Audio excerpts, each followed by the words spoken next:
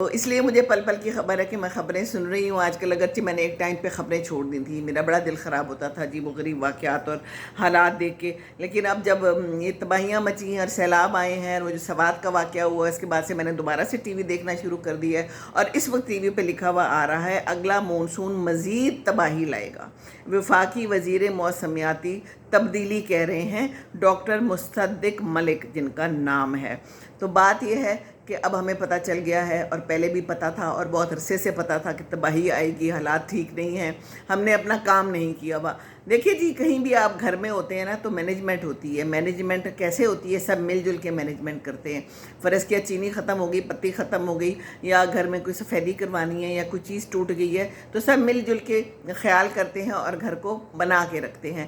اسی طرح کوئی شہر ہے، کوئی ملک ہے، سب مل جل کے جب کام نہیں کریں گے تو حالات خراب ہوں گے۔ اب یہ کہہ دو کہ وہ علاقہ میرا نہیں ہے، وہ علاقہ تمہارا ہے، یہاں پر میری جو ہے تو سرزمین نہیں ہے، یہ ساری سرزمین ہماری اپنی ہے، پورا ملک ہمارا اپنا ہے، KPK بھی ہمارا اپنا ہے، پنجاب بھی اپنا ہے، بلوچستان بھی اپنا ہے، سندھ بھی اپنا ہے۔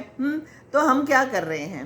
ہم ایک دوسرے کے اوپر جناب ڈال دیتے ہیں، ملبہ ڈال دیتے ہیں۔ ملبہ کیا ہوتا ہے؟ ملبہ ہوتا ہے جب کوئی عمارت گرتی ہے نا تو وہ جو کچھ ہوتا ہے تو وہ کسی کے اوپر گر جائے تو کیا حالت ہوتی ہے۔ تو ہم یہی کرتے ہیں، کسی کے اوپر ملبہ ڈال دیتے ہیں اور اپنے آپ کو سوچتے ہیں ہم نے کچھ نہیں کرنا، یہ تو اس کا کام ہے۔ ہوتا ہے نا ایسے؟